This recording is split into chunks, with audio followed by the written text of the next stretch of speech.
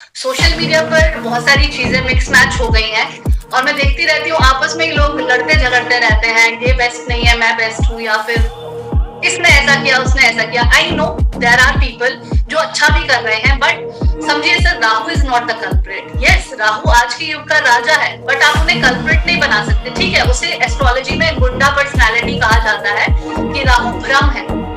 अगर आप उसे ऐसे देखेंगे तो गुंडा है, और डेफिनेटली गुंडा तब तक आपको तंग नहीं करेगा जब तक आप उसके एरिया में कुछ गड़बड़ नहीं कर रहे हैं। आप समझिए, अगर हम इसको इस तरह समझे तो मुझे ऐसा लगता है सर, राहु भ्रम है, और उस भ्रम को आप किस तरह ले जाओगे। मैंने राहु पर बहुत नमस्कार, मैं विष्णु अग्रवाल आप सभी का स्वागत करता हूं। आप देख रहे हैं daily India times digital news channel. इंसान जब अपने जीवन में मुश्किल परिस्थिति में घिर जाता है, किसी बड़े संकट में घिर जाता है, या किसी बड़ी मेडिकल प्रॉब्लम का शिकार हो जाता है, या फिर हम देखते हैं कई बार फाइनेंशियल क्राइसिस के कारण लोग काफी बड़ी बड़े संकट का सामना करते हैं। ऐसे कई अनेक समस्याएं होती हैं जो इंसान को जकड़ लेती हैं। ऐसी परिस्थिति में जो बेस्ट एस्ट्रोलॉजर होते हैं, जो अपनी एस्ट्रोलॉजी पावर के जरिए, अपनी रेमेडीज के जरिए इंसान को उन संकटों से बाहर निकालने में उनकी सहायता करते हैं। आज हम आपकी मुलाकात कराने जा रहे हैं हरियाणा के प्रसिद्ध शहर गुरुगांव से सारिका चौहान खरबंदा जी से, जो गुरुगांव की फेमस एस्ट्रोलॉजर है, एक जाना पहचाना नाम है। हम उनसे जानेंगे एस्ट्रोलॉजी के विभिन्न रहस्यों के बारे में और पर्दा हटाएंगे उन पहलुओं से जो कि लोगों के लिए आवश्यक है ताकि वो अपने जीवन को संवार सकें। नमस्कार मैम, आपका स्वागत है। नमस्ते sir, thank you so much, जी thank you so much for the ma'am, सबसे इंट्रोडक्शन। पहले आप अपने एस्ट्रोलॉजिकल एक्सपीरियंस और स्पेशलाइजेशन के बारे में हमें बताइए मैम। सर, मेरा नाम सारिका चौहान खरबंदा है। बेसिकली मैं हिमाचल से हूँ, एंड आफ्टर मैरिज मैं गुड़गांव में रहती हूँ। ज्योतिष सीखने का सिर्फ एक ही मकसद था मेरा, वो मेरे पतिदेव की तरफ से मुझे गिफ्ट मिला है। मुझे हाथ देखने की कला गॉड गिफ्टेड थी। सो उन्होंने बोला क्यों नहीं आप इसे प्रॉपर प्रोफेशनली करो। तो पिछले 5 साल से मैं इस फील्ड में हूँ और वैदिक ज्योतिष को मैं प्रॉपरली कर रही हूँ, जो कि वेदों के 6 अंगों में से एक है, जिसे ज्योतिष कहा जाता है। इसी के आधार पर हम कोई भी गणना, किसी भी मुहूर्त, किसी भी आने वाली जो भी सिचुएशन है, कोई अच्छी भी हो सकती है बुरी भी हो सकती है, उसका आइडिया आप लोगों को दे सकते हैं। ये मेरे हिसाब से ज्योतिष में आने का मेरा मेन रीजन था कि सही चीजों को, सही गाइडेंस को हम लोगों तक पहुंचाए। मैम, जी सर। एक बड़ा प्रमुख सवाल है कि ज्योतिष हमारे जीवन में कितना महत्वपूर्ण भूमिका निभाता है और ये किस तरह हमारे जीवन को प्रभावित करता है। सर देखिए, ज्योतिष जैसे कि मैंने बताया, ज्योतिष अपने आप में अकेले कुछ नहीं है। वो वेद, जो वेद है, वेदों के 6 अंगों में से एक है। तो ज्योतिष का मेन काम ही यही है कि दूर जो हम अपने इन आंखों से नहीं देख सकते, वो ज्योतिष हमें दिखाता है। तो आप इसे कह सकते हैं ये राम सेतु का काम करता है, एक पुल का काम करता है आपके और क्लाइंट के बीच। उनको आने वाली प्रॉब्लम्स या फिर आने वाली चीजों के बारे में, या उनका अच्छा बुरा, किस चीज में उनकी स्ट्रेंथ है, किस चीज में उनकी वीकनेस है, उसके बारे में हम इजीली अपने क्लाइंट को बता सकते हैं और गाइड कर सकते हैं। तो मुझे ऐसा लगता है हम एक मैसेंजर है और हमारा काम है अगले इंसान को अच्छी गाइडेंस देना। और मुझे ऐसा लगता है बीइंग एस्ट्रोलॉजर, जो मेरा प्रोफेशन मैं पिछले 5 साल से कर रही हूँ, it's a personal, it's my personal experience. हर किसी के लिए अलग हो सकता है। मैं एक बॉन्ड क्रिएट करती हूँ अपने क्लाइंट के साथ, और मैं कोशिश करती हूँ कि उनके अच्छे बुरे वक्त में, जब तक वो रेमेडीज कर रहे हैं, आई विल बी देयर।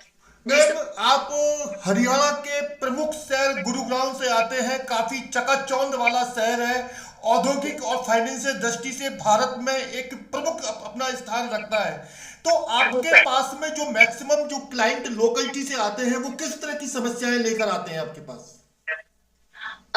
ये बहुत ही अच्छा क्वेश्चन है सर। मेनली सर सबका एक ही प्रॉब्लम होता है, पैसा। क्योंकि जिस जगह से मैं हूँ या जहां पर मैं हूँ, यहाँ पर बिना पैसे के मुझे ऐसा लगता है कहीं भी, not in Haryana I am talking, Gurugram बहुत ही दौड़ती हुई सिटी है। और मोस्टली लोगों का जो मेन कंसर्न रहता है मनी और करियर रहता है, करियर में उतार चढ़ाव। और उससे भी ज्यादा जो सबसे बड़ी प्रॉब्लम आजकल देखने में मिल रही है, दैट इज डिप्रेशन।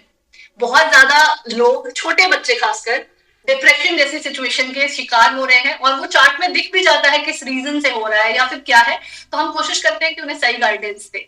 तो main is money, health and relationship.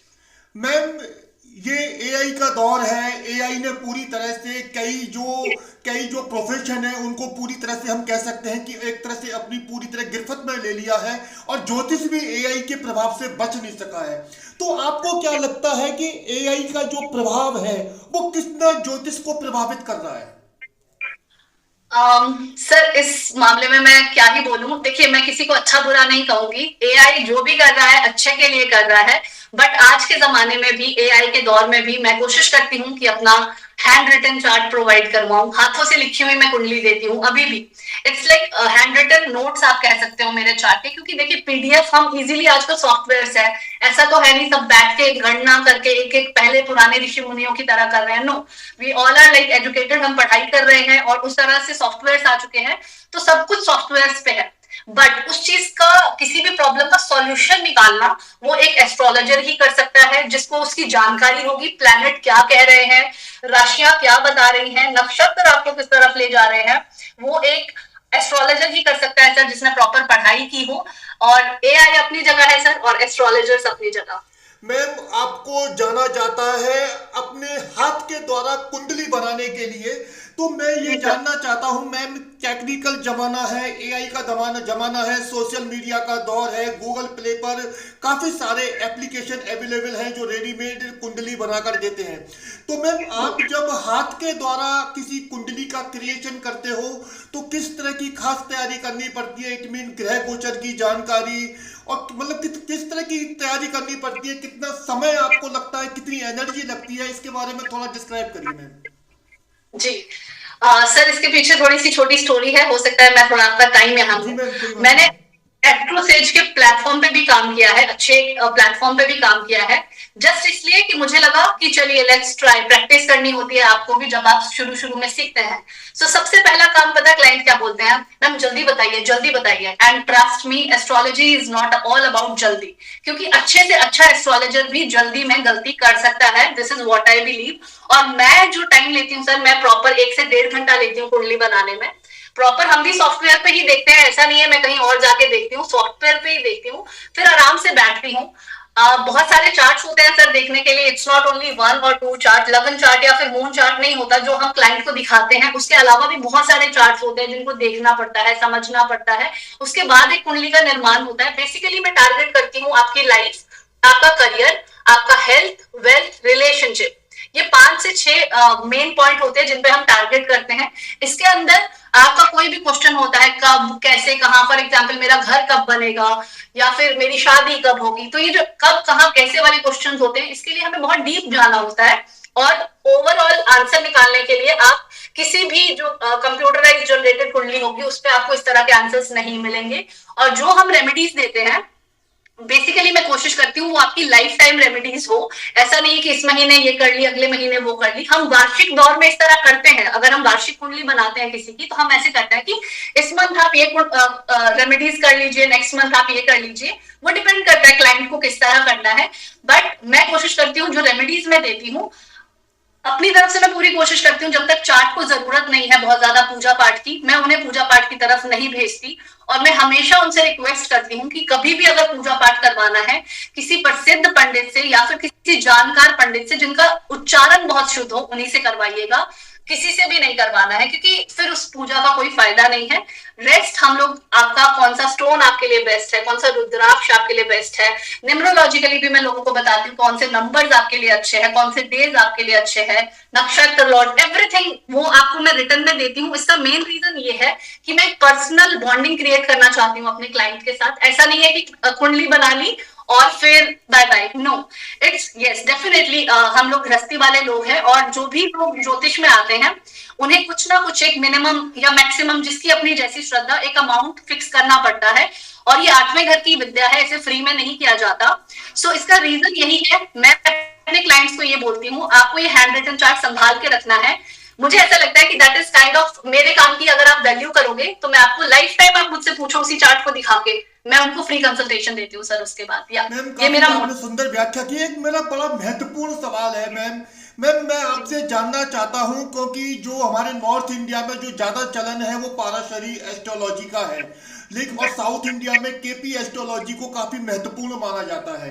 तो मैं इन जी दोनों का एक बड़ा अंतर आपसे जानना चाहता हूं, क्योंकि आपने काफी सुंदर व्याख्या की है एस्ट्रोलॉजी की, आपको गहन जी। इसकी जानकारी है। तो आप हमारे दर्शकों को बताइए कि पारसरी एस्ट्रोलॉजी और केपी एस्ट्रोलॉजी में दोनों में बड़ा अंतर क्या है, और उन वो ये दोनों आपस में एक दूसरे को चैलेंज क्यों करते हैं। सर देखिए, मेरा मानना है चैलेंज नहीं करना चाहिए। हर विद्या अपनी जगह बेस्ट है। मैं ऐसा क्यों कह पा रही हूँ, आप मेरे पीछे सर्टिफिकेशन देखेंगे, मैंने केपी में भी सर्टिफिकेशन करी है और मैं वैदिक में तो कर ही रही हूँ। I have almost done my masters, now I am pursuing PhD in astrology. So देखिए सर, दोनों की ना अपनी ही ब्यूटी है, दोनों की ही। चाहे कोई भी विद्या हो, मैं किसी विद्या को छोटा नहीं बोलती, कम ज्यादा नहीं बोलती, क्योंकि ये बेस्ट है अपने आप में। वैदिक में क्या होता है सर, हम लोग ग्रह, नक्षत्र, हाउसेस पर काम करते हैं। और जो केपी है सर, उसका सिस्टम भी ऑलमोस्ट सेम है, बट थोड़ा सा डिफरेंस है। वहां पर नंबर गेम होती है, वहां पर हमें आंसर्स मिलते हैं होगा या नहीं, हाँ या ना में हमें जल्दी जवाब केपी से मिल जाता है। देखिए मैं आपको थोड़ा सा जो मुझे समझ आया है बहुत अच्छे से, केपी से हम इजीली यस एंड नो निकाल सकते हैं कि ये काम होगा या नहीं। तो मैं क्या करती हूँ, अपना वैदिक से प्रॉपर कुंडली बनाती हूँ, बिकॉज ये मेरा रूट है सर, मेरी जड़ है। बाकी मैंने अपना एक टी तैयार कर रखा है जिसमें कि मेरा केपी भी आता है। I am into spells also sir, now I am learning tarot and I do so many things sir. Chanting करती हूँ, मैं स्पेल्स करती हूँ लोगों के लिए, बट आई मेक श्योर कि I do in a positive way. But जो मेरे मेन रूट्स हैं वो वैदिक ही हैं, वो ज्योतिष ही है, जिसके कुंडली के माध्यम से ही मैं लोगों को चीजें अच्छे से बता पाती हूँ। और केपी से हम और हेल्प लेते हैं, अगर हमें और पक्का होना होता है तो मैं केपी में जाके देख लेती हूँ कि ये प्लैनेट यहाँ पर सब लॉर्ड इसका, वहां पर भी नक्षत्र ही देखे जाते हैं, सब लॉर्ड देखा जाता है वहां पर, और यहाँ पर इसका कोई लेना देना नहीं है ज्योतिष में। तो यस, दोनों अलग है बट दोनों बेस्ट है। जी मैम, सर। एक बड़ा खास सब्जेक्ट है कि कई बार हम देखते हैं लोग काफी भ्रम में रहते हैं। उनके भ्रम का कारण है लोग ये डिसाइड नहीं कर पाते कि वो अपने जीवन को किस तरह आके, जैसे कि लोग, जैसे कि राशि जो जो कुंडली में जो राशि का स्वामी है या लगन का जो लॉर्ड है, ये दोनों काफी महत्वपूर्ण होते हैं। लेकिन दोनों की बहुत। महत्वपूर्ण स्थिति को लेकर कई बार लोग काफी भ्रम के शिकार हो जाते हैं। तो आप हमें डिस्क्राइब करिए कि कुंडली में राशि का स्वामी हमारे जीवन को ज्यादा प्रभावित करता है, और लगन लॉर्ड की क्या भूमिका होती है। सर दोनों ही आप कह सकते हो एक दूसरे के पूरक है, हेड और टेल है, आप किसी को कम नहीं आंक सकते।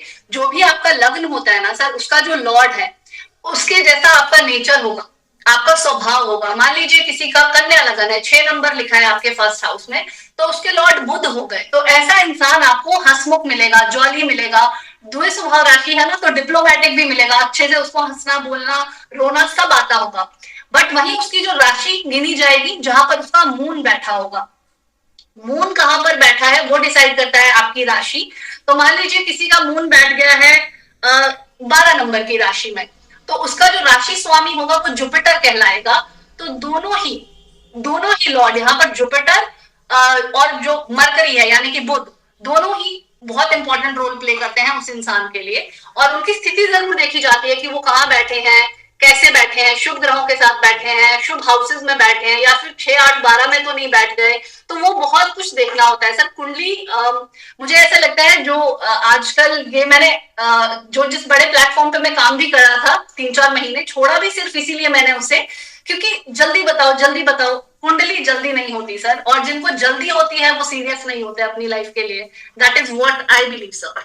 मैम, कुंडली में जो नक्षत्र का लॉर्ड होता है, मैक्सिमम जो बड़े एस्ट्रोलॉजर हैं, जो जाना पहचाना नाम है, वो ये दावा करते हैं कि जो नक्षत्र नक्षत्र का जो लॉर्ड होता है हॉरोस्कोप में, उसके पास में कुंडली की 90% तक कमांड होती है, वो जीवन की रूपरेखा तय करता है। आपका क्या नजरिया है इस बारे में। हाँ, इसका लाइव एग्जाम्पल सर मैं अपने आप से दूंगी। आपने मेरे लिए ये बहुत बड़ा फर्स्ट इंटरव्यू है इस तरह का, मैंने आपसे पहले भी शेयर किया। और आज शनिवार है एंड सैटर्न मेरे नक्षत्र लॉर्ड है, तो कहीं ना कहीं ये मेरे नक्षत्र लॉर्ड का साइन है that I am there with you. मैं ऐसा नहीं है आज ही से मेहनत कर रही हूँ। आपने सुना होगा कि सैटर्न जब देता है तो लंबा देता है, बड़ा देता है, बट शुरू में मेहनत करवाता है। मैं भी 4-5 साल से मेहनत कर रही हूँ सर, बहुत अच्छे से कर रही हूँ, बट आज तक किसी ने मुझे आगे से इस तरह अप्रोच नहीं किया। I got such kind of opportunity, why on Saturday. मेरे लिए बहुत बड़ी बात है, लोग सैटरडे को इतना शुभ नहीं मानते। तो yes sir, this is absolutely true. जिस नक्षत्र में आप पैदा हुए होते हो मोस्टली आपकी पर्सनैलिटी उस तरह की होती है, बहुत सारे जो ट्रेड्स होते हैं आप वहीं से निकाल सकते हो। सो नक्षत्र Lord is extremely important in the chart sir. Ma'am, एक बड़ा क्रिटिकल सवाल मैं आपसे पूछने वाला हूँ। सोशल मीडिया का दौर चल रहा है, सोशल मीडिया ने एस्ट्रोलॉजी की पूरी परिभाषा बदल के रख दी है। हम देखते हैं सोशल मीडिया पर, फेसबुक पर, इंस्टाग्राम पर या यूट्यूब चैनल पर जो वहाँ मौजूद एस्ट्रोलॉजर हैं या टैरोट रीडर हैं या नंबरोलॉजिस्ट हैं, वो ये दावा, उनका जो प्रेडिक्शन का जो जो नजरिया है वो गोचर तक सीमित है। जैसे कि कोई भी गोचर हर महीने या समय के अनुरूप जो अप डाउन होते हैं, आगे पीछे होते हैं, उसके आधार पर वो प्रेडिक्शन करते हैं। तो मैं आपसे, मेरा सवाल ये है कि क्या ये मान लेना चाहिए कि जो कुंडली की दशा, महादशा, अंतरदशा होती है, उनका अस्तित्व खत्म हो चुका है और केवल गोचर ही हमारा जीवन चलाते हैं? नहीं सर, नहीं नहीं, गोचर देखिए इंपॉर्टेंट है सर, क्योंकि प्लैनेट्स मूव करते रहते हैं, हर प्लैनेट की अपनी अपनी चाल होती है, तो गोचर गोचर इज एक्सट्रीमली इंपॉर्टेंट। आपने सुना होगा सर, कई लोगों को बोलते हैं आपके तो राजयोग है कुंडली में, राजयोग। सर सारे के सारे राजयोग धरे के धरे रह जाते हैं अगर आपकी सही महादशा या अंतरदशा प्लैनेट्स की नहीं आ रही है, तो आप भूल जाइए उन राजयोगों को, वो वहीं रहेंगे, वो किसी काम के नहीं होंगे। गोचर आप पर सर, आप जैसे आपको डेली बेस पे कुछ जानना है तो आप गोचर की हेल्प ले सकते हैं, बट अगर आपको बड़ा जानना है, आगे का जानना है, तो definitely you have to check your दशा महादशा, आप किस महादशा के अंदर चल रहे हो, सबसे पहले तो वो देखा जाएगा। फिर उसमें किस अंतरदशा कौन सी चल रही है वो देखा जाएगा, क्या वो दोनों आपस में फ्रेंड्स हैं या एनिमीज हैं, बहुत सारी चीजें देखनी होती है sir. So it really takes time. Yes, कुछ लोग जल्दी जल्दी बता देते हैं, मान लीजिए आप मुझसे कंसल्ट करेंगे, मैं आपको सब अभी एक्सप्लेन कर दूंगी, लिख के ले जाइए सर, विद इन आवर, 1 घंटा 10 दिन, ज्यादा से ज्यादा आप भूल जाएंगे आपकी और मेरी क्या बात हुई थी। That is the reason I give hand written chart, ताकि वो पर्सनल बॉन्ड बना रहे और मैं जेन्युइनली लोगों की हेल्प कर पाऊं। सो ऐसा नहीं है सर कि गोचर पर ही सब कुछ निर्धारित करता है, बहुत सारे चार्ट्स होते हैं sir. There is one chart और D60 चार्ट कुंडली में होता है, जिससे इंसान ये तक जान सकता है कि आप पिछले जन्म में कौन थे, क्या थे, क्यों थे। तो बहुत सारी चीजें होती है सर चार्ट में देखने के लिए। So it's very deep study, बहुत गहरा समंदर है। आप ऐसा समझिए जितने वहां से आप लोटे निकाल रहे हो ना, तो समंदर तो अभी भी वही है। सो ये बहुत गहरा है। हमारा अगला सवाल भी सोशल मीडिया से ही है, एक बड़ा खास सवाल है मैम। मैम, सोशल मीडिया पर 90% जो एस्ट्रोलॉजर्स हैं वो ये दावा करते हैं कि अगर आज किसी का भी जो जीवन है वो संकट में है, मुश्किल में है, या कोई मेडिकल प्रॉब्लम है या किसी भी तरह की कोई परेशानी है, तो सभी एस्ट्रोलॉजर ने मिलके, करीब 90% एस्ट्रोलॉजर ने मिलके अकेले राहु को खलनायक बना दिया है, एक बड़ा ब्लेम बना दिया है। आपसे जानना चाहते हैं कि क्या इंसान के जीवन को बर्बाद करने में, तबाह करने में सिर्फ राहु ही 90% रोल निभाता है? आपका क्या सोचना है इस बारे में? Okay sir, yes you are right. Social media पर बहुत सारी चीजें मिक्स मैच हो गई हैं और मैं देखती रहती हूँ आपस में लोग लड़ते झगड़ते रहते हैं, ये बेस्ट नहीं है, मैं बेस्ट हूँ, या फिर इसने ऐसा किया, उसने ऐसा किया। I know there are people जो अच्छा भी कर रहे हैं, बट समझिए sir, Rahu is not the culprit. Yes, Rahu आज के युग का राजा है, बट आप उन्हें कल्प्रिट नहीं बना सकते, ठीक है। उसे एस्ट्रोलॉजी में गुंडा पर्सनालिटी कहा जाता है कि राहु भ्रम है। अगर आप उसे ऐसे देखेंगे तो गुंडा है, और डेफिनेटली गुंडा तब तक आपको तंग नहीं करेगा जब तक आप उसके एरिया में कुछ गड़बड़ नहीं कर रहे हैं। आप समझिए, अगर हम इसको इस तरह समझे तो मुझे ऐसा लगता है सर, राहु भ्रम है, और उस भ्रम को आप किस तरह ले जाओगे। मैंने राहु पर बहुत सारी वीडियोस बनाई है, इसीलिए मैं बार बार लोगों को कहती हूँ, जिसको भी लगता है ना राहु उन्हें दुखी कर रहा है, उनके लिए सबसे बेस्ट रेमेडी है, एक पेन और पेपर लीजिए, आज क्या किया और कल क्या करना है, बस इतना लिखिए, टू डू लिस्ट बनाना शुरू करिए, बहुत आगे का मत सोचिए, क्योंकि राहु भ्रम देता है, इसीलिए राहु बदनाम हो जाता है, क्योंकि भ्रम का कोई अस्तित्व नहीं है ना सर। तो हमें टू डू लिस्ट बनाते रहना चाहिए कि आज मैंने ये कर लिया, कल मैं ये करूंगा, परसों मैं ये करूंगा। जितना आप लिखोगे और उस चेकलिस्ट पे काम करोगे, राहु आपको रंग से राजा बनाने का दम रखता है, बट आपको राहु को यूज करना आना चाहिए। सो आप बिलीव नहीं करेंगे सर, आई तो ऑलवेज से thanks to Rahu, because of Rahu only मैंने घर बैठे बैठे सोशल मीडिया के थ्रू ही ऑनलाइन अपनी सारी पढ़ाई करी है। महर्षि कॉलेज वैदिक एस्ट्रोलॉजी से ऑनलाइन मैंने सारी पढ़ाई करी है। जो भी प्रैक्टिस कर रही हूँ वो फिर आपकी प्रैक्टिस पे होता है कि आप पढ़ाई कहाँ से कर रहे हो वो अलग बात है, बट आप प्रैक्टिस कितनी कर रहे हो वो मैटर करता है।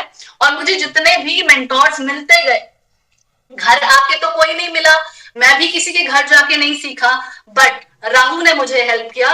मेंटोर्स पे मेंटोर्स मेरी लाइफ में आते रहे और वो मुझे गाइड करते रहे, और मैं सीखते सीखते सीखते आज इस लेवल पे हूँ कि आराम से एक चार्ट को देखकर किसी को भी गाइड कर सकती हूँ इंस्टेड ऑफ किसी को भ्रमित करने के। सो यस सर, ये मेरा मोटिव मैम है। अभी आपने जैसे मेंटोर्स की बात करी, आपकी लाइफ में अलग अलग तरीके से मेंटोर आते गए, तो मैं जानना चाहता हूँ आपकी जो पास्ट पृष्ठभूमि है, इट मीन आपकी फादर की फैमिली से, आप हिमाचल प्रदेश से हैं, आपकी अभी जो मौजूदा वेशभूषा है वो भी हिमाचल प्रदेश की संस्कृति को दर्शाती है, तो जी आपका सर। मेन जो आध्यात्मिक ताकत है, आध्यात्मिक आधार है, उसके बारे में जानना चाहता हूं, क्योंकि एस्ट्रोलॉजर्स के पीछे जो आध्यात्मिक शक्ति है, आध्यात्मिक आधार है, वो एक बड़ी भूमिका निभाता है। तो आपके पीछे कौन सा आध्यात्मिक तत्व है, उसके बारे में हम जानना चाहते हैं। सर अगर आप मुझसे पूछोगे मेरे बैकग्राउंड के बारे में, सो मैं पहाड़ों से हूँ, एंड मैं जिस फैमिली से बिलोंग करती हूँ वहां दूर दूर तक एस्ट्रोलॉजी का कोई लेना देना नहीं है। इवन शुरू में तो मेरा मजाक भी उड़ाया गया that why you are doing this, है ना, क्योंकि मैं अपने खानदान की उधर और यहाँ पर अपने खानदान में इधर बहू पहली एस्ट्रोलॉजर हूँ, क्योंकि हमारा इससे कोई लेना देना ही नहीं है, बट ये कहीं ना कहीं कार्मिक होता है। जब मैं छोटी होती थी तो मैं मम्मा को हमेशा बोलती थी, मम्मा मुझे एस्ट्रोलॉजी सीखनी है। मैं बहुत सारी बुक्स कलेक्ट करती थी पर पढ़ नहीं पाती थी क्योंकि समझ नहीं आती थी। तो पामिस्ट्री में कुछ कुछ हाथ देखती थी, वो होने लग जाता था और वो होता था, और लोग मुझे बताते थे तूने ये बोला था ना वो हो गया।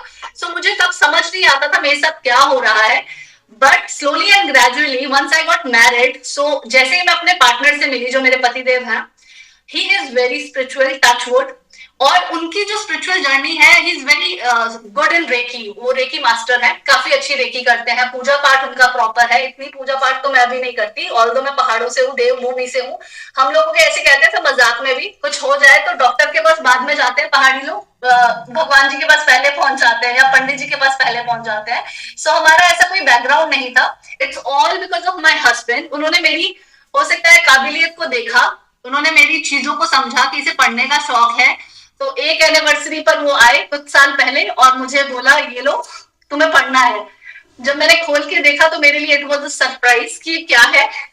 तो थोड़े देर तो 3 महीने तो सर मुझे चक्कर आते रहे कि मैं इस चीज को कैसे करूंगी, but yes it's a blessing just because of my husband, I am into it sir, and अब मेरा फर्ज बनता है कि इस चीज को मैं बहुत शिद्दत के साथ और बहुत इज्जत के साथ आगे लेकर जाऊं। मैम जो जो हॉरोस्कोप होती है उसमें एक बड़ा एक योग होता है, या दोष कहें उसको, जिसको लेकर हमारे जो जो एस्ट्रोलॉजिकल सोसाइटी में या लोगों में, भारतीय समाज में काफी एक डर है और काफी चर्चा होती है। हम बात कर रहे हैं मांगलिक दोष के बारे में, जो मैक्सिमम कुंडली में पाया जाता है। तो आपसे जानना चाहता हूं मैम कि ऐसा जो दावा किया जाता है कि जिनकी हॉरोस्कोप में मांगलिक दोष होता है, मंगल का नेगेटिव प्रकोप होता है, उनमें जो युवक युवतियां हैं उनकी शादी में दिक्कत आती है, उनके जीवन में उनको आगे बढ़ने में दिक्कत आती है। तो आपसे जानना चाहते हैं ये मंगल दोष की क्या परिभाषा है और इसका बेस्ट रेमेडीज क्या कर सकते हैं। ओके सर, देखिए मंगल दोष को आप मंगल योग भी बोल सकते हैं। देखिए अगर दोनों लोग मांगलिक है देन इट्स गुड, अगर एक मांगलिक है और एक नहीं है तो ये कोई ऐसा ऐसा दोष नहीं है। और फिर भी अगर भ्रम है तो आप अगेन जैसा मैंने बोला अच्छे से पंडित जी से प्रॉपर पूजा करवा सकते हैं। इसके लिए आप चाहे तो शादी करवाते हैं, मंगल शांति करवाते हैं, है ना, और उज्जैन में भी होती है इसकी पूजा प्रॉपर मंगल शांति की। बट मेरे हिसाब से सर ये मंगल दोष नहीं होके मंगल योग है। जो लोग मांगलिक होते हैं ना sir, they are full of energy, और अगर उन्हें नॉन मांगलिक पार्टनर मिल जाता है ना तो बस ये होता है, मोस्टली तनाव का कारण भी यही बनता है कि एक पर्सन की एनर्जी को दूसरा पर्सन कैच ही नहीं कर पाता। So that is the only reason या फिर प्रॉब्लम जो क्लाइंट्स में आती है। और रेस्ट ये भी देखना होता है सर कि मंगल दोष कहाँ पर बन रहा है, पहले घर में बन रहा है, चौथे में बन रहा है या 8वें में बन रहा है, वो भी देखना होता है कि बन कहाँ रहा है। तो उस जगह से रिलेटेड भी प्रॉब्लम्स आती हैं, तो उसके बहुत सारे निवारण है, बहुत सारे समाधान है। सबसे जो बेस्ट मैं सजेस्ट करूंगी दैट इज मंगल शांति की पूजा जरूर करवानी चाहिए जो भी लोग मांगलिक हैं। मैम एक बड़ा क्रिटिकल क्वेश्चन है, काफी मुश्किल सवाल है मैम। एक एग्जांपल हम आपके सामने रखना चाहते हैं।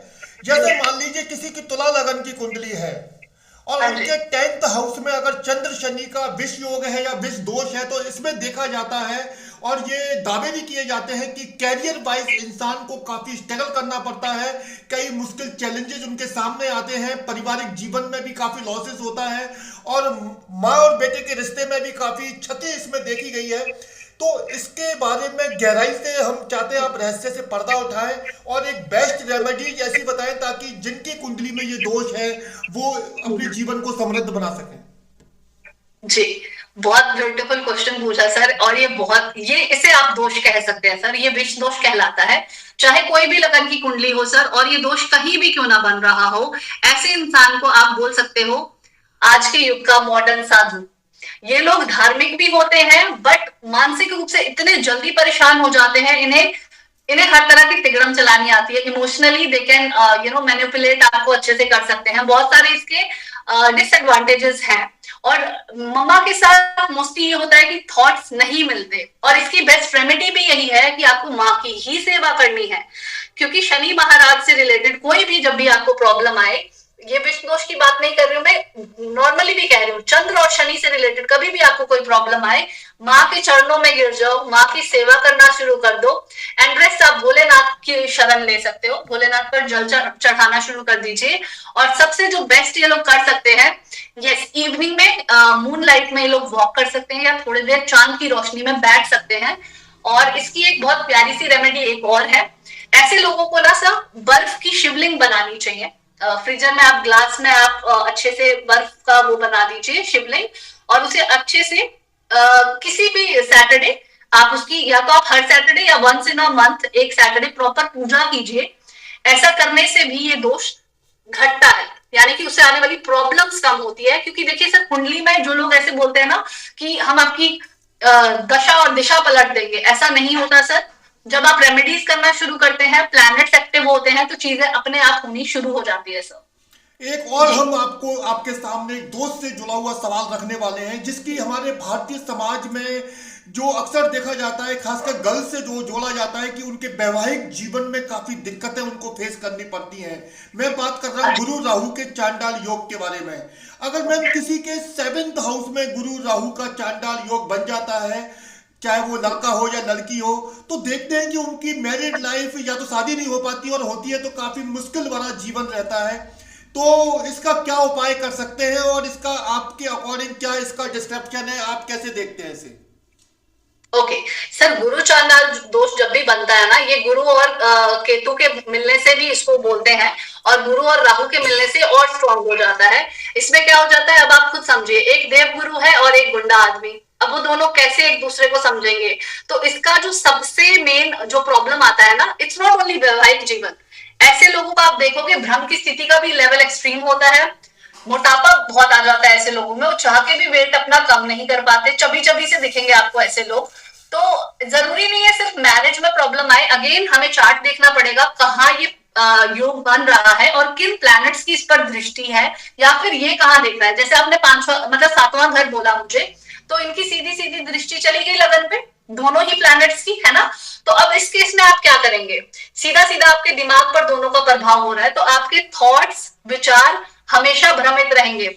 आपको लगेगा जो मैंने सोचा है वही सही है, पर आप करोगे नहीं।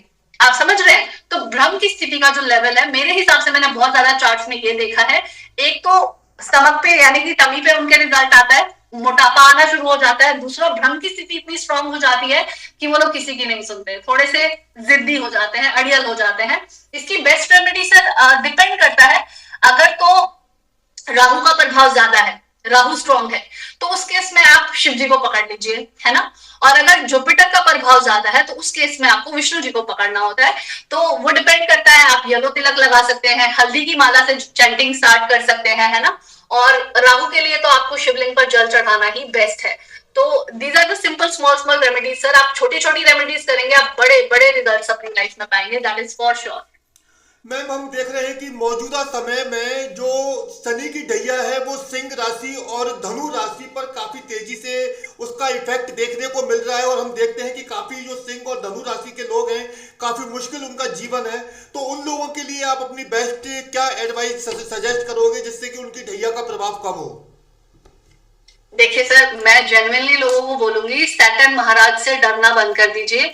यस, सैटर्न, राहु, केतु और मंगल, ये इन्हें थोड़ा सा क्रूर प्लैनेट माना जाता है, बट डेफिनेटली ये आपके चार्ट पे आपकी लाइफ में इम्पैक्ट भी डालते हैं, but you be kind, no. इसका सबसे बेस्ट रिजल्ट ये है कि आप काइंड हो जाइए, बड़े बूढ़ों की सेवा करना शुरू करिए। मैंने आपको बताया शनि की सबसे बेस्ट रेमेडी है, अपनी माँ की सेवा करने लग जाइए।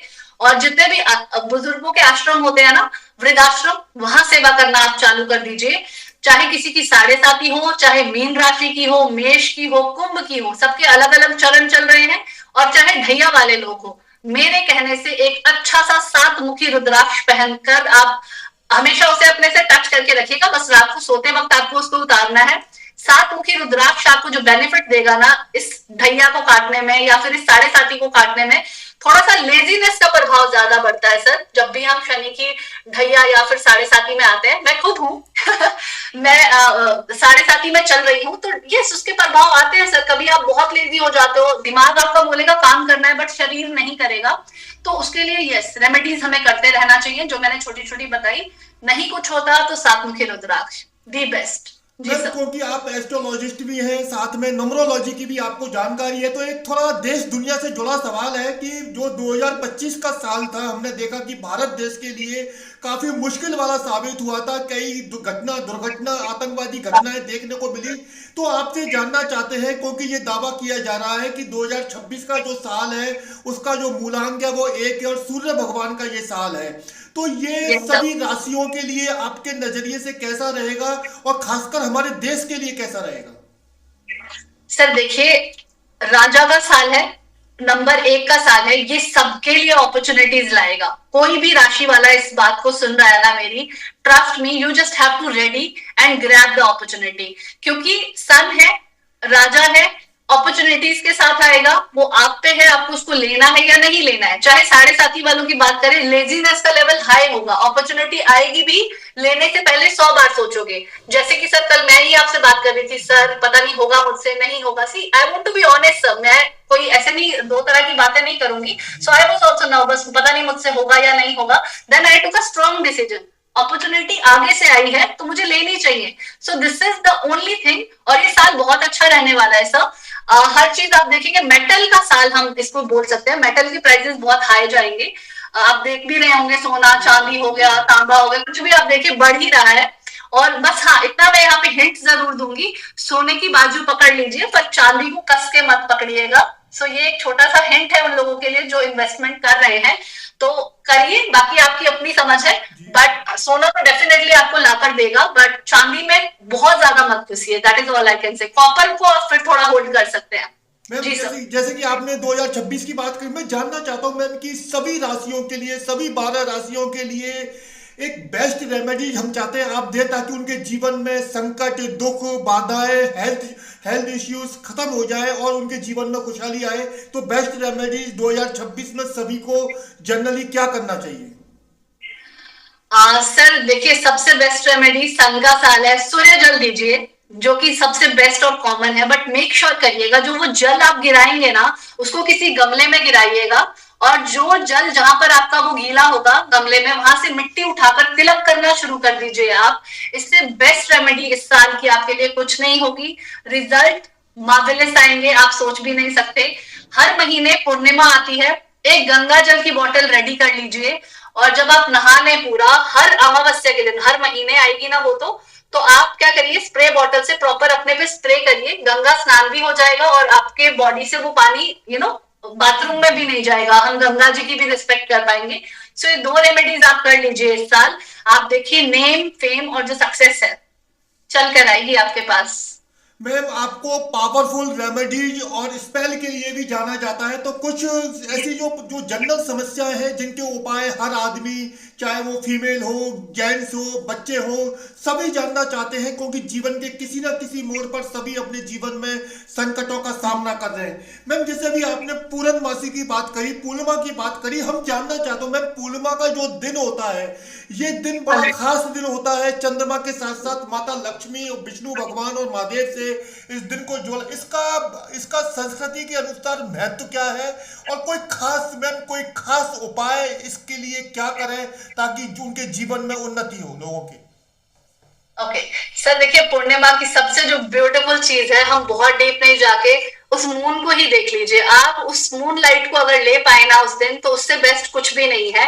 आप ये मेरे हाथ में सब स्टोन्स देख रहे होंगे, these are the reiki stones.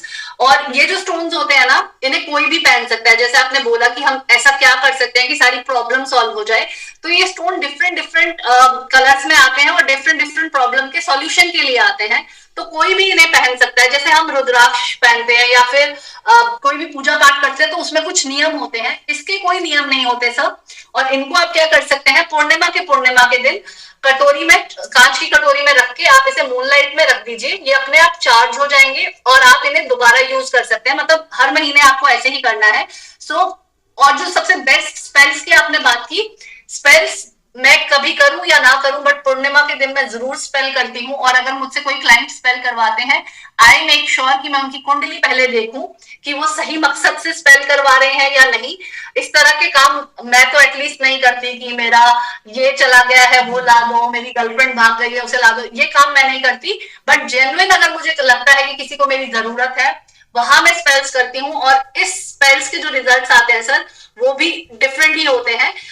जैसा कि मैंने पहले बताया सर आपको, कोई भी जो विद्या है, अपने से किसी को भी छोटा या बड़ा नहीं बोलने की जरूरत। ये क्यूरियोसिटी का लेवल मेरे अंदर इतना ज्यादा था, शुरू में मैंने क्या करा सर, कुछ भी सीखना शुरू कर दिया।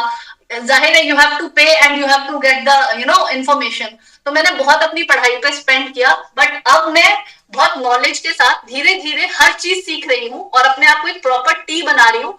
जड़ें तो मेरी वैदिक है, बट ऊपर की तरफ मैं हर चीज को ऐड करती जा रही हूँ, हर चीज को देखती और समझती जा रही हूँ कि क्या अलग है सब में।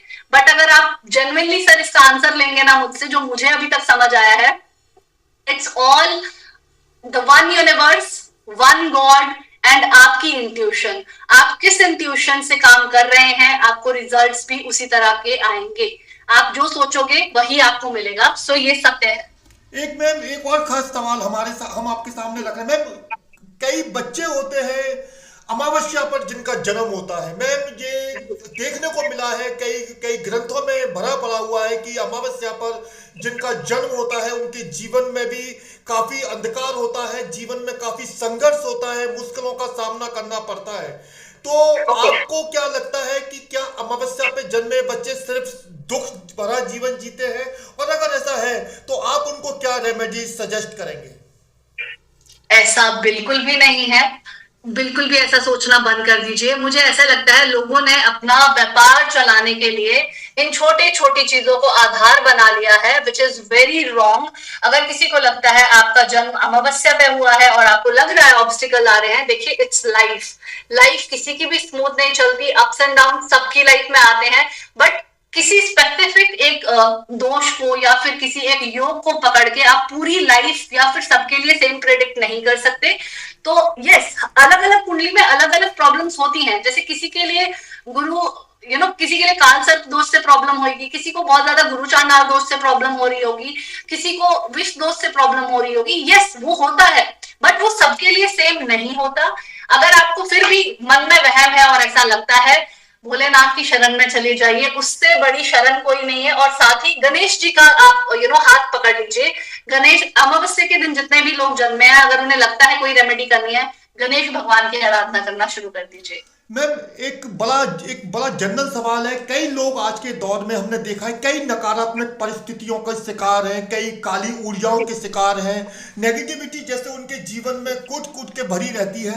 मैम, क्या कारण होता है, क्यों लोग नेगेटिविटी का शिकार हो जाते हैं? क्योंकि आप स्पेल स्पेशलिस्ट हैं, तो क्या आप उनको क्या सजेस्ट करेंगी, क्या करना चाहिए कि उनके जीवन से नेगेटिविटी चली जाए और उनके जीवन में एक पॉजिटिव ऊर्जा का संचार हो? Okay, very good question, sir. Thank you so much for the lovely question. Yes, negativity sir कहीं से आती नहीं है, हम उसे इनवाइट करते हैं। हम कितनी देर किसी चीज के बारे में, जब हम एक जोक पर 2 से 3 बार के बाद नहीं हंस पाते, तो हम एक दुख को इतना लंबा क्यों पकड़ लेते हैं कि हम डिप्रेशन या नेगेटिविटी जैसी सिचुएशन का शिकार हो जाते हैं। एक तो ये नेगेटिविटी होती है इंसान के साथ। दूसरी होती है कि हाँ, किसी ने कुछ कर दिया, जादू टोना, नजर दोष, इस तरह की अगर कोई भी नेगेटिविटी आपको फील होती है, आप सर सबसे ब्यूटीफुल रेमेडी करिए जो मेरे घर में डेली होती है, तो मैं आपके साथ शेयर करना चाहूंगी। एक गोबर का कंडा लीजिए, उसे अच्छे से गैस पे जलाइए, उसके ऊपर लोबान, पीली जो सरसों होती है वो डालनी है, ठीक है, और लोबान डालना है। आप चाहे उस पर कपूर, लौंग और जो भी हवन सामग्री होती है वो डाल सकते हैं। अगर आपको लग रहा है नेगेटिविटी का प्रभाव बहुत ज्यादा है, 21 दिन लगातार अपने पूरे घर में धुनी दीजिए। आप देखेंगे 21वें दिन के बाद घर में शांति, कलह कलेश, झगड़े या फिर आपका दिमाग बिल्कुल पॉजिटिव होना शुरू हो जाएगा।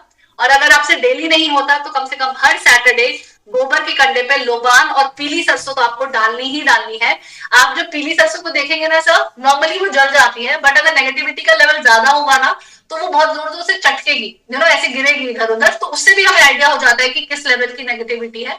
तो ये छोटी छोटी रेमेडीज आप जरूर करिए। और अगर आपको लग रहा है कि किसी इंपॉर्टेंट काम के लिए आप गए हैं या कहीं फंक्शन से आए हैं, आप अगर आपको लग रहा है बहुत स्ट्रांग हो रहा है, दिक्कत हो रही है, तो आप चाय पत्ती ले सकते हैं किचन से, अपने ऊपर 7 टाइम एंटी क्लॉकवाइज घुमाइए और फ्लश कर दीजिए।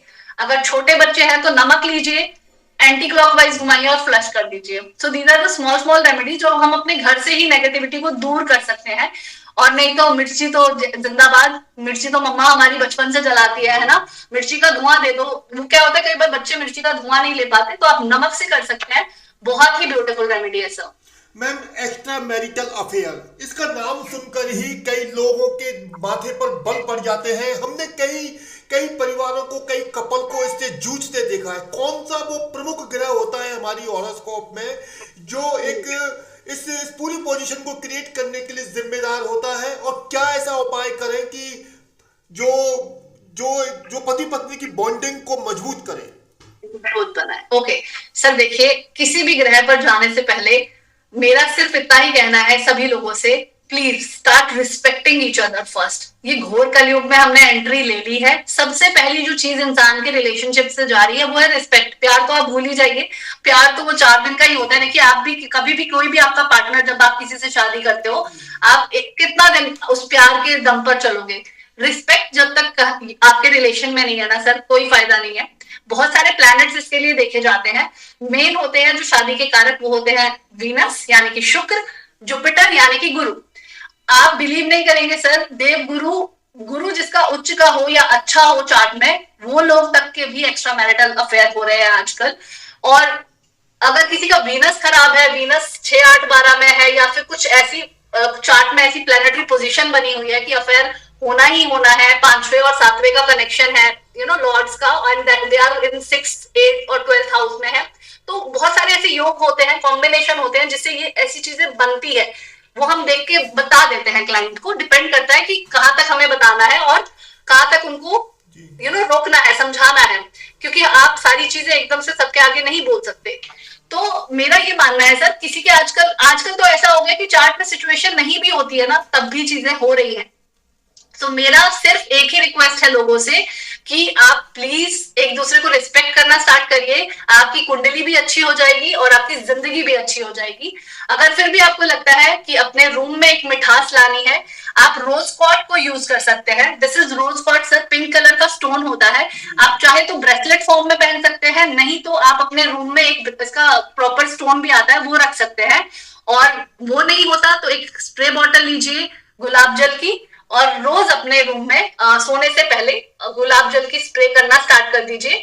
और बस आप देखिए अपनी लाइफ में मिठास आनी शुरू हो जाएगी। अगर आपको लग रहा है हस्बैंड वाइफ के रिलेशनशिप में बहुत ज्यादा नेगेटिविटी है, तो रॉक सॉल्ट ले लीजिए एक कटोरी में, उसमें एक एलम, फिटकरी का टुकड़ा, 5 क्लोव्स यानी कि आप 5 लौंग और 3 इलायची रख के अपने जहां भी आपका बेड है उससे थोड़ा ऊंची जगह पे, या फिर कहीं भी रूम में थोड़ी ऊंची जगह पे उसे रखे, एंड एवरी मंथ आप उसे चेंज करते रहिए।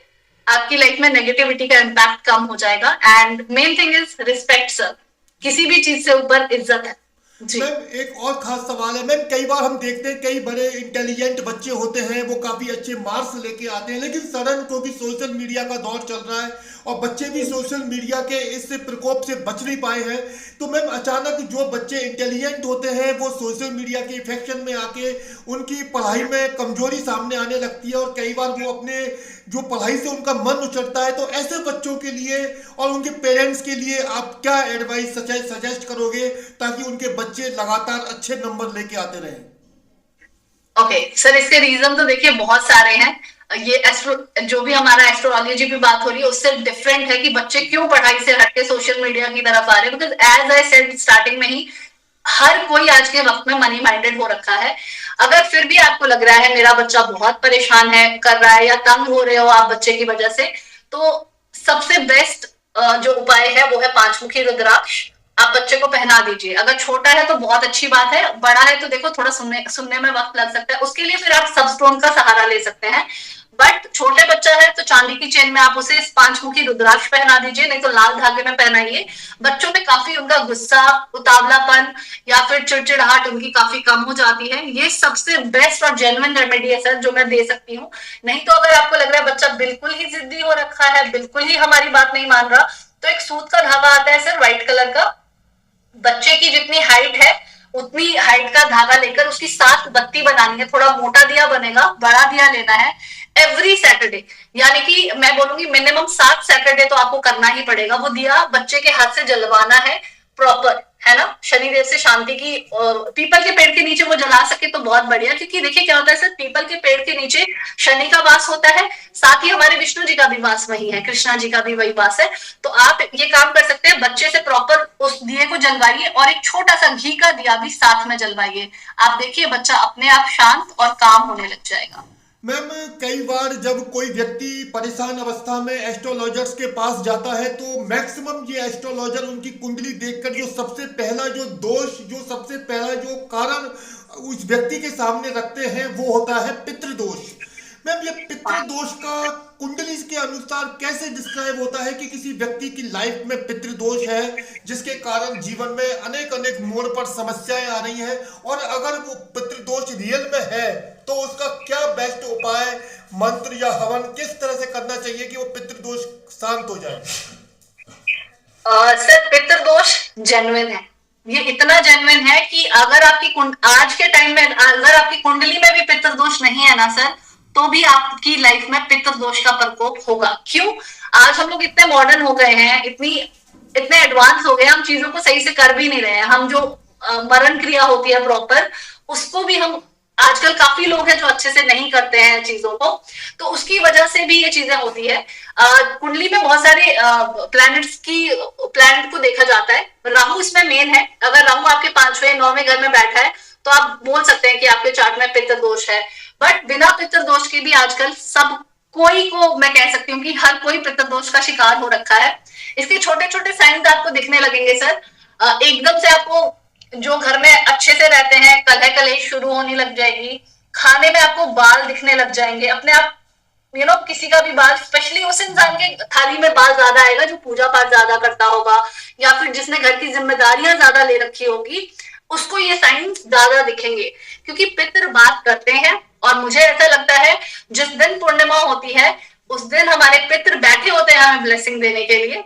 या फिर अमावस्या होती है, मैं बोलती हूँ सबको अमावस्या के दिन प्लीज जाइए। पूर्णिमा के दिन तो ऐसा होता है कि लाइक हम ब्लेसिंग रिसीव करते हैं, बट अमावस्या के दिन हम क्या कर रहे हैं, हम किसी को क्या दे रहे हैं, हम यूनिवर्स को क्या दे रहे हैं। तो मैं जेन्युइनली उनको बोलती हूँ, जिसको भी लगता है उसके चार्ट में पितृ दोष है, या जिसको भी लगता है उसने अपने बड़ों के साथ गलत करा है आज या कभी भी पहले, तो प्लीज वो हर महीने अमावस्या के दिन गौशाला में जाए और प्रॉपर चारा दान करना शुरू कर दें। आप देखेंगे इससे आपके लाइफ में जो नेगेटिविटी का इम्पैक्ट बढ़ा हुआ है वो अपने आप प्रॉब्लम्स गायब होने लग जाएंगी। ये सबसे बेस्ट रेमेडी है सर पितृ दोष की। मैम, एक बड़ा हमारे हिंदू रीत रिवाज के अनुसार होली का पर्व आ रहा है। मैम, होली का पर्व जहाँ एक तरफ रंग बिरंगे रंगों से खेलकर खुशियां मनाने का दिन होता है, वहीं पूजा पाठ के जरिए जीवन को संवारने का भी दिन होता है। तो होली के पर्व के लिए आप लोगों को क्या चमत्कारिक उपाय दे सकते हैं जिससे उनके जीवन में धन की बरसात हो? ओके, धन के लिए तो मैं सबको सजेस्ट करती हूँ। मेरा बहुत ही एक कॉम्बो है, जैसे कि मनी मैग्नेट और पायराइट का एक ब्रेसलेट है। वो कॉम्बो है। अगर आपको सिर्फ मनी के बारे में सोचना है और आप जल्दी रिजल्ट चाहते हैं तो आप मनी मैग्नेट और पायराइट के कॉम्बो को पहन सकते हैं विद सातमुखी रुद्राक्ष। इतने मैजिकल रिजल्ट आएंगे ना सर आपकी लाइफ में, आप सोच नहीं सकते। और रहा सवाल होली का सर, मैं सिर्फ इतना बोलूंगी, रंगों को रंगों की तरह ही खेलिएगा। बस जितना आप किसी को हर्ट ना करो, किसी को। आजकल त्योहार त्योहार रह ही नहीं गए ना सर, लोग आना जाना ही नहीं चाहते। एक छोटी सी मैं चीज जरूर बोलूंगी कि मीठा खाने से बचें किसी के भी हाथ से। जब भी ऐसे तीज त्योहार आते हैं ना, स्पेशली व्हाइट मिठाई आप अवॉइड कर सकते हैं सब। ये एक छोटी सी सलाह है। बाकी रेमेडीज इस दिन कुछ नहीं है। खुश रहिए, खुशियां बांटिए। यही जितना आप लोगों को दोगे ना, जो आप दोगे वही 4 गुना भोलेनाथ आपको वापस देने वाले हैं। मैम मैं एक पेचीदा सवाल आपके सामने रख रहा हूँ कि मैम अगर जी मान सर। लीजिए कोई क्लाइंट आपके पास आता है और उसकी हॉरोस्कोप आप देखते हैं और कोई बड़ी क्रिटिकल हेल्थ प्रॉब्लम अगर आप देखते हैं और आपको ये लगता है कि कुंडली के अनुसार कोई बड़ी अनहोनी इनके सामने घटित होने वाली है, तो आप एज ए एस्ट्रोलॉजर क्या चीजों को छुपा जाते हैं या सब कुछ सामने रख देते हैं? सर डिपेंड करता है चार्ट किसका है। अगर चार्ट क्लाइंट का खुद का है तो हम हिंट जरूर देते हैं। हम किसी को सर बहुत डीप में जाके नहीं बता सकते। मेरे अपने अनुभव है, अपने एक्सपीरियंस है। अब मैं पता नहीं मुझे शेयर करना चाहिए या नहीं। मैंने अपनी ही बहन को बोला था, दी you have to take care, कोई घटना घट सकती है। उन्होंने अपनी तरफ से पूरा केयर रखा। सेम चीज मैंने अपने भाई को बोली, कोई घटना घट सकती है, ध्यान रखिएगा, हेल्थ का ध्यान रखिएगा। जाहिर है सर, कई बार क्या होता है आप नहीं ध्यान देते उन चीजों की तरफ। एंड दोनों ही दी मेरी 1 डेढ़ साल पहले एक एक्सीडेंट हुआ। कुछ नहीं, खड़े खड़े पेड़ पे चढ़ी थी, पेड़ से इतना नीचे गिर गई कि आप सोच नहीं सकते। भाई मेरा कुछ नहीं, बिल्कुल ठीक ठाक नौकरी पे जा रहा है, एकदम से ऑपरेशन की सिचुएशन आ गई, स्टमक का ऑपरेशन करना पड़ा, तो जुपिटर का इम्पैक्ट हो रहा था। तो क्या कहने का मतलब है सर मेरा, हम बताते हैं बट बहुत डीप में या डरा के नहीं बता सकते। फिर उसमें क्या हो जाता है, सामने वाले को लगता है पता नहीं मुझसे क्या चाहिए इन्हें। तो हम बहुत अच्छे से बताते हैं। और अगर यही सिचुएशन किसी बच्चे की हो तो आप भी समझदार है सर, किसी पेरेंट्स को ऐसा बताना कि आपके बच्चे को कोई दिक्कत आने वाली है, हम क्लियर नहीं बोलते सर। एटलीस्ट मैं तो नहीं बोलती कि अगला बंदा इतना डर जाए कि जीना ही छोड़ दे। आप समझ रहे हैं मैं क्या कह रही जी हूँ। हाँ, बट बिल्कुल। डेफिनेटली मैं बहुत प्रेशर जरूर डालती हूँ इस तरफ कि रेमेडीज जरूर करवाइएगा। अगर पूजा पाठ वाला चार्ट है तो मैं बोलती हूँ जरूर कि प्लीज रेमेडी करिएगा, इसकी बहुत जरूरत है अभी चार्ट को। तो वो थोड़ा सा मेरा आता है, क्योंकि मैं और बार बार ये मैं बोलती हूँ किसी विद्वान पंडित जी से, किसी जिनका उच्चारण शुद्ध हो, उन्हीं से पूजा पाठ करवाइएगा। तो ये मेरा रहता है सर। बट हम खुल के क्लाइंट को अच्छे से हम बता सकते हैं, जो मेरे पास आया उनको मैं बता सकती हूँ। बट अगर वही चीज उनके बच्चे से रिलेटेड है या फिर किसी ऐसे इंसान से रिलेटेड है तो, और मृत्यु तुल्य अगर कष्ट है, तो ऐसी सिचुएशन हम नहीं शेयर करते सब। ये जी रूल है, ये एस्ट्रोलॉजी का रूल है सब। बट हाँ, हिंट हम दे सकते हैं कि आपकी तबियत खराब हो सकती है या कुछ ऐसा हो सकता है, हम बताते हैं सब, बताना मैम, पड़ता है। आजकल हम देखते हैं कि जो एस्ट्रोलॉजी है उसकी परिभाषा बदल गई है, काफी नए मॉडर्न फॉर्मेट आ गए हैं, जैसे कि हम लामा फेरा की बात करें, आकाशिक रिकॉर्ड की बात करें, या हम टैरोट कार्ड रीडिंग की बात करें। ऐसे कई प्रकार हैं जिनसे एस्ट्रोलॉजी के नए नए बड़े बड़े दावे किए जाते हैं। तो आपको क्या लगता है कि आने वाले 5 साल में, 10 साल में कितना बड़ा परिवर्तन होगा? क्या इन सभी नए एस्ट्रोलॉजिकल फॉर्मेट में हमारी जो भारतीय वैदिक ज्योतिष पद्धति है ये कहीं खो तो नहीं जाएगी? सर देखिए, खो तो जाएगी ऐसा तो हो ही नहीं सकता, क्योंकि ये रूट्स हैं। जैसे मैंने बोला, जड़ ही वैदिक है। आप कुछ भी कर लीजिए, मैं आपको खुद बता रही हूँ, मैंने न्यूमरोलॉजी सीखी है, मैं टैरो सीख रही हूँ, मैं आप ये केपी सीखा हुआ है प्रॉपर। आप देखेंगे मेरे सर्टिफिकेशन पीछे लगे, मैंने पामिस्ट्री सीख रखी है। हर एक का रूट वैदिक है सर। आपको पता होना चाहिए कितनी राशि है, कितने ग्रह हैं, कितने नक्षत्र है, यही बेसिक है ना। तो इसके बिना तो आप कुछ भी कर लीजिए, नहीं कुछ होगा। रहा सवाल आकाशिक एंड ऑल, ये मैंने भी नई टर्म सुनी है। इस चीज में अभी मैं नहीं हूं तो मैं इसके बारे में कमेंट भी नहीं कर सकती। बट इतना जरूर है सर, हर चीज अपने आप में बेस्ट है। आने वाले 5 से 10 साल जो है वो एस्ट्रोलॉजी के हैं। एस्ट्रोलॉजी बहुत बूम पे जाएगी।